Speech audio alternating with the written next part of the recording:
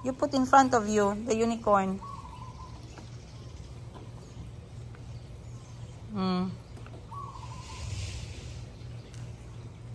Say, Tagalog, magandang umaga. Magandang umaga. Basta dito sila sa mga pinsan nila, maaga pa silang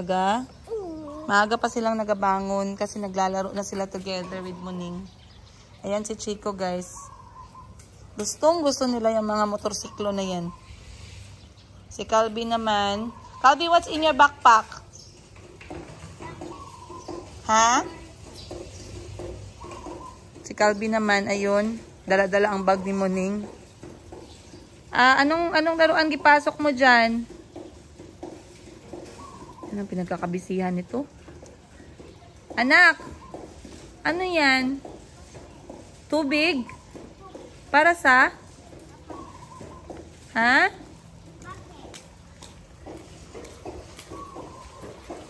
Why you carry Muning backpack? Ha? It's not for school. It's not for school. Anong laman yan? It's just a pretend. Pretend lang. Anong laman sa loob? Some things. Pagkain. Pagkain? Snack? Anong laman mo? Uy! Kanino to? Hindi man to sa'yo. Ha? Ibalik mo yan. Yan sa iyo, anak. Ha? Ay, mga bata talaga, guys. O, tama na yan. Huwag na maglaro ng tubig, guys. Sayang. Tama na. Ay. Good morning, guys. Maayong buntag. Time check natin, alas 7 ng umaga. Mayumi ka, mama? Ali. Come. Oy, na-miss mo sa Ate Buji. Asan sa Ate Buji? Palagi iwan ka? Iwan ka ni Ate Buji. Sorry. So sad man si Mayumi. Iwan ka ni Ate Buji. Say good morning po. Magandang umaga po. Uy, ulan pala, guys. Nagaulan. Maambon. Aya.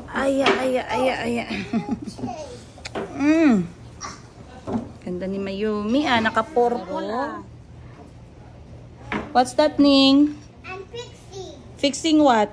A slide. You're a fixer now? Are you a fixer? Or you're a builder? I'm not a builder. You're a carpintero? Oh, ano yan? Come with me. Oh, keep your pusod. Pusod mo, Chico. Itago mo yung pusod mo. Galing ni Chico magsandal, oh. Nakasandal yan. Tago mo yung pusod mo, anak. Oh, tago mo yung pusod mo. Pusod, itago. Ay. Wait, what happened? Come with me there. Hindi man basa, be. Mayumi. Up. Mahulog ka. Up. Mayumi. Ay. Hi.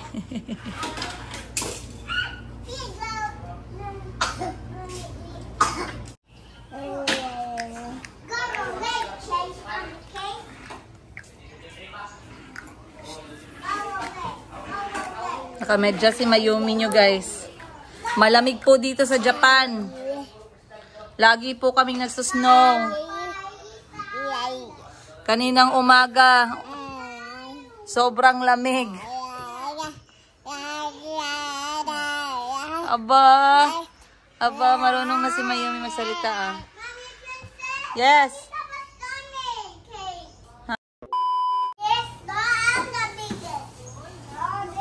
Calby, no na anak. Ito yung mga bata, guys. Nagpayong na sila. Ready na sila magbigay ng mga sample ng sabon. Either magbibigay ng sample yan or Ano yan? Maniningil ng utang. Oh, Chico, Chico, Chico. Guys, good morning. Time check natin, alas 8 ng umaga at ngayon po ay Sabado. Dahil Sabado ngayon, walang pasok yung mga bata. Kaya kahapon, napagdesisyonan ko na dalhin sila dito sa bahay ni Madam Ten Gives para makapag-spend time with mga pinsan nila. At hindi na sumama si Auntie Christine kasi may mga times na sumasakit yung kanyang tuhod. Dahil kumain naman si Auntie ng French beans. Okay na sana yung tuhod niya pero lately nagpalengke ako guys. Tapos ngayon kasi tinatry pa naming makita lahat ng mga bawal kay Auntie. Meron naman siyang gamot na tinitake pero katulad niyan kung nakakain siya ng bawal so sumakit yung tuhod ni Auntie. So sabi niya sa bahay na lang daw muna siya. And sabi ko since one day, one night lang naman kami, okay lang. Ayun.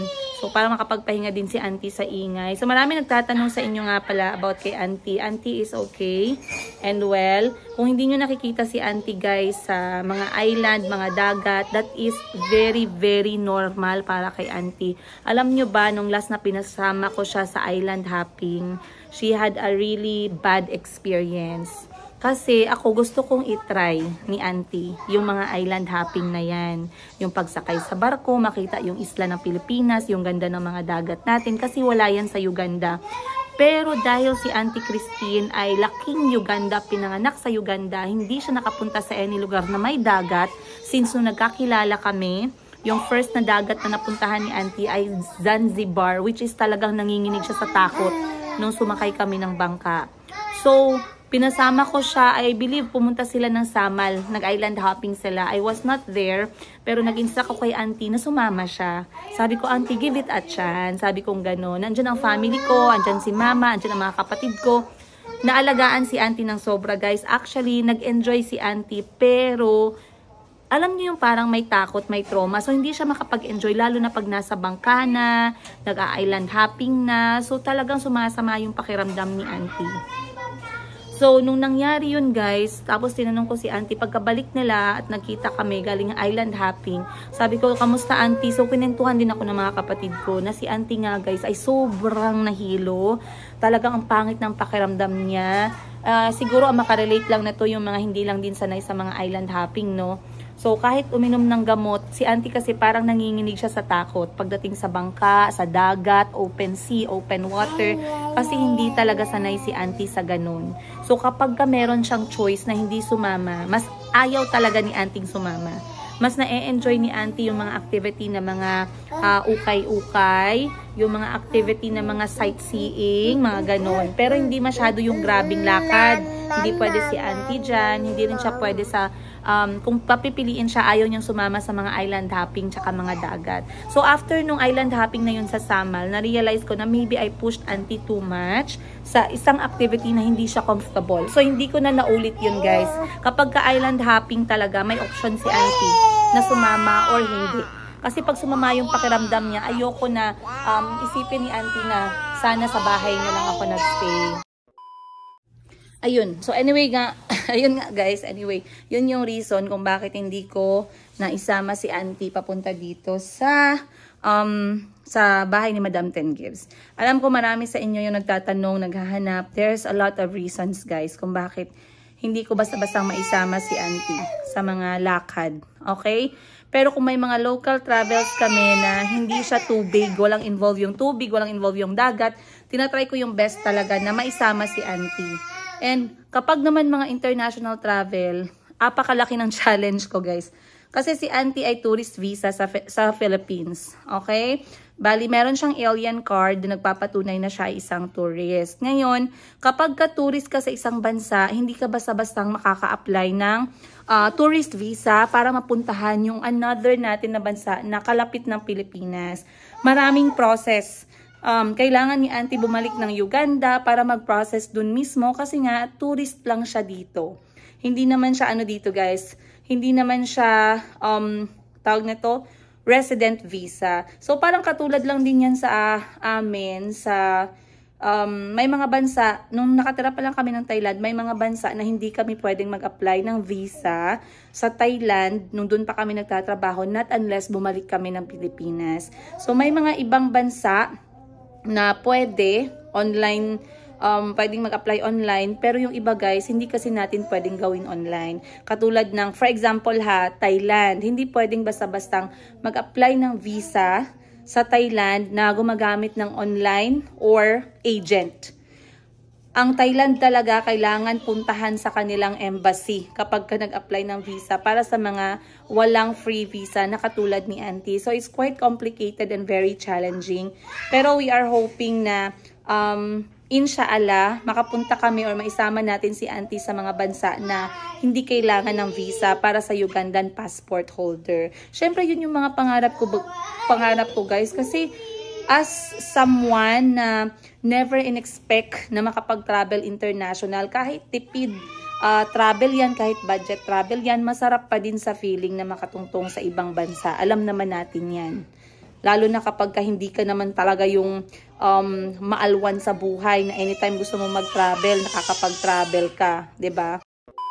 And ngayon andito na ako sa hospital kasi it's the time of the year, another check-up for my follow-up para sa aking hyperthyroidism.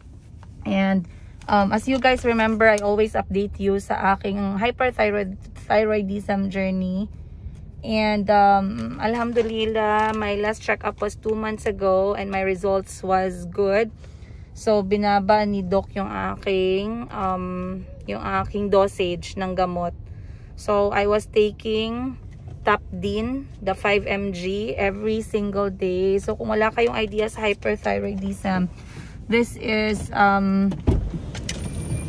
a case kung saan kailangan kong mag-take lagi ng gamot.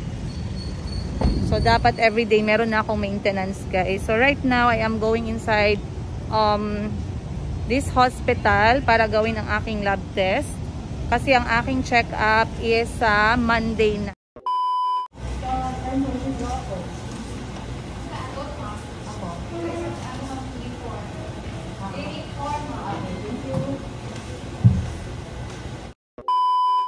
Bilis lang naman, wala masyadong tao ngayon. So after like 5-10 minutes, nakapag-register. After registration, nagbayad. After magbayad, pipila na ako for laboratory. So i-check ngayon ay ang aking thyroid stimulating hormone o yung TSH at saka yung aking thyroxine, free thyroxine FT4. So I am hoping guys na yung aking magiging resulta ay better kasi yun nga, mentally it's for me, I'm not comfortable taking medicine. 1065 na ay tumalon yung number, 1064 pa ako, nag 1065 na, pero okay lang kasi ano naman parang ako na yung susunod. So laboratory 1 1064. Antayin ko lang tawagin yung number ko. Pero dapat ako yung sunod Wait lang. Punta na tayo dun guys. Okay, tapos na tayo guys. Less than 10 minutes. Natapos lahat ng aking must do sa hospital. So, para ma-manage ko yung mga must do ko ngayong araw, nakalista lahat kasi minsan nakakalimutan ko. So, other than hospital, mag-meet ako ng customer na bumili ng 18 karat Saudi gold. Maraming salamat po sa tiwala. Grabe guys, mabilis kausap. So may mga customer na ganun yung talagang desididong bumili. Pagkasabi, ma'am, patingin ng item na to, pa-flex ng item na yan. Pag nagustuhan, mine ko na po yan and then bayad agad. So, sobrang bilis guys. Sana all ganun. So imimit ko yung customer ngayon kasi pag around the area lang, pwedeng mag-meet up. Okay rin naman sa akin yun I welcome that one. Lalo na pag may napili na yung client, tsaka yung talagang sincere buyer ba. So ngayon, imimit ko siya and kukunin ko din yung aking result mamaya sa lab test ko. So kung nagtatanong kayo kung paano ko nalaman na may hyperthyroidism ako, actually it runs in the family. Yung nanay namin ay merong hypo, pero magaling na si mama ngayon, alhamdulillah. My second sister, si Madam Tets, ay merong hyper. She's been taking meds, I believe, magta 10 years na. So, yung kanya naman manageable kasi talagang inaalagaan siya ng doktor. Magaling yung doktor namin guys kasi specialist. And then, for me, I just started. So, magsi 6 months na yung akin. Paano ko nalaman na I fell in that case, yung hyperthyroidism? So, nagsimula siya dun sa simptomas. Meron akong simptomas kasi na anxiety, which is one of the symptoms ng hyperthyroidism. So, nung umabot sa point na parang iba yung nararamdaman ko and I feel tired, I feel stressed, I feel exhausted. Parang ano siya, sobrang pagod. So, nung nagpa-check up ako, isa sa ginawang test ay yung blood test. And then, to make the long story short, nagkaroon ako ng result na parang hindi siya normal. So, we did another lab test. Sinukat yung, pinatest yung aking T3, T4, tsaka TSH. At doon nalaman, nakita ng doctor na hindi nga siya tamang measurement or tamang level. So, from there, nag-conclude na meron nga akong hyperthyroidism. So, after that, from a general doctor, lumipat ako ng specialist doctor. So, right now, parang sa specialist ko na doctor, I'm with her for like 4 months now. And I started taking bigger doses. Pero dahil na-manage ko or dahil din siguro sa gamot na tinintake ko, naging normal yung result ng aking T4 at T3 2 months ago. So, ngayong ay bukas, sa Monday may schedule ako ng next na check up with the doctor para mabasa niya ulit yung results ko, and then from there magkakaalaman kung anong klaseng gamot na naman yung iti-take ko. Pero anyway, right now andito na ako sa trabaho ko guys. I'll see you on today's episode. Sa wakas guys, very productive morning. Nakapagbenta na din ako ng aking mga kailangang ibenta ngayong umaga, and right now lunchtime na. So ako muna yung magbe-break for lunch. Pero bago ako mag-lunch, tahimik ngayon no, pansinin nyo. Kasi si Madam 10 Gibbs walang maingay ngayon. Wala si Madam 10 Gibbs, siya po muna ay nag-rest, nag-day off sa mundo. Siya po ay lumayas, bitbit ang kanyang asawa. Siyempre, bitbit ang asawa. Alangan sino magbayad, guys, kung hindi niya bitbitin. So, umalis po si Madam 10 Gibbs. Mawawala po muna siya ng panandalian. Siya po muna ay lilipat ng planeta. Stress na stress po siya sa dami po ng kanyang mga responsibilidad. Pero okay lang sis. Sana nag-enjoy ka kahit hindi mo kami sinama. Wala ka talagang konsensya. Anyway guys, bago ako mag-say bye-bye, nagbasa ako ng comments at may napansin akong comment dito na ako'y sasabihin ko sa inyo yung totoo ha, na nararamdaman ko pag nababasa ko tong comment. So may nagsabi sa comment, "Are you pregnant?" Sabi niya. "Or is it your choice of clothes?" Yun talaga yung comment. Ngayon, gusto kong sagutin. Kapag iba-iba kasi tayo ng reaction no? May ibang pag sinasabihan mong ganyan, na-o-offend, hindi nakakatulog, nasasaktan yung puso, yung iba okay lang sa kanila. Ako, personally, kapag sinabihan ako ng ganyan, "Are you pregnant? Buntis ka ba? Mukhang buntis ka?" Hindi ako na-o-offend. Okay, yun yung sagot ko. Kasi, I learned to choose my battles. I learned how to react on words na sinasabi sa akin. May mga bagay na sincere yung pagtanong nila na "Are you pregnant?" May mga bagay naman na alam nila na hindi ka naman buntis, itatanong pa nila. So for me, I'm not offended kasi I don't take the comment, the question, the statement by heart. I take it as it is and I let go of it. Ayun. So wala po hindi ako nagagalit or nasasaktan. For me to have this kind of body, I had to go through a lot. Ang laki po ng ininvest ko sa katawan ko na to. Wag po kayong wag kayong magalit. Pinaghirapan ko po tong katawan ko na to, pinapakain ko, pinapatulog ko, kahit na nagtatrabaho yung katawan ko, ay talagang ginagastusan ko rin po ito minsan-minsan. And when it comes to food, I really love to eat. When I'm hungry, kain talaga ako. I lost 2 kilograms in a month nung bago pa lang ako na-diagnose ng hyperthyroidism, kasi isa sa symptoms nun ay mawawalan ka talaga ng timbang. And so I don't like losing weight. Kaya kumain pa din ako ng kumain, guys. And when I eat, malakas yung metabolism ko, pero kapag kumakain ako, punta lahat sa tiyan. Ayun, mostly. Kaya pag nakikita nyo ko guys, I don't really mind if people really notice first kung para pa din akong buntis tingnan. I don't care. Kasi parang lang na naman ang problema dun pag buntis talaga. Kaya naku, mag-isip talaga sino na naman yung tatay. Saan ang tatay niyan? Bakit ka nabuntis? Ganun na naman ang tanong ng tao. Pero anyway, may tatay man o wala, pakialam ba nila, no? Ang importante, ikaw naman o pakain, no? Ayun, joke lang yung akin guys ha. Baka mamaya magsigalitan na naman ang all. Pero anyway, like I said, I am on process of getting my strength back. I wanted to do my exercise earlier after pregnancy kasi hindi na ako nag-breastfeed. Pero the doctor did not give me the go signal kasi nga I was under my medication which is quite heavy sa start. But ngayon medyo maganda yung result ng lab test ko and bumaba yung dosage ko. So the doctor allowed me to do some physical exercises na hindi naman ganun kabigat. I don't want to feel weak. I don't mind looking like this. But the problem is, if I feel weak, that's the problem. Kasi I still have my young kids. Papunta pa si Kuya Kahil. Kahil is very active. He's sporty. I want to be there for my children. When I'm not feeling sleepy and tired and pagod and luya and senior citizenship.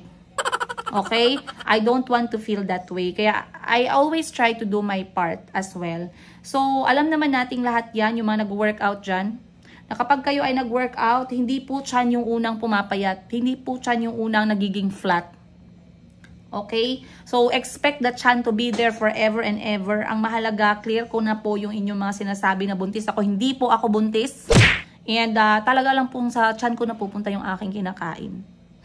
Once again, you guys, maraming salamat. Sana ay may natutunan po kayo sa episode na to. Kahit na minsan mga random thoughts ko yung sinishare ko sa inyo. At hello sa lahat ng mga nagmamahal sa amin dyan. I'm looking at you guys straight to your eyes. Tama ba yun? Straight to the eyes talaga tayo. Ayan o. Maraming salamat. Taga San ka man, taga Jensen ka man, taga Alabel ka man, taga South Cotabato ka man, taga Manila ka man, Luzon, Visayas, Mindanao, taga abroad ka man. Mahal na mahal namin kayo. Maraming salamat po sa walang sawang pagtangkilik niyo sa mga video namin ng mga anak ko, sa negosyo ko, sa mga kapatid ko, sa mga staff ko. Maraming salamat. Once again, you guys, much love from the Yigas. We'll see you on the next episode.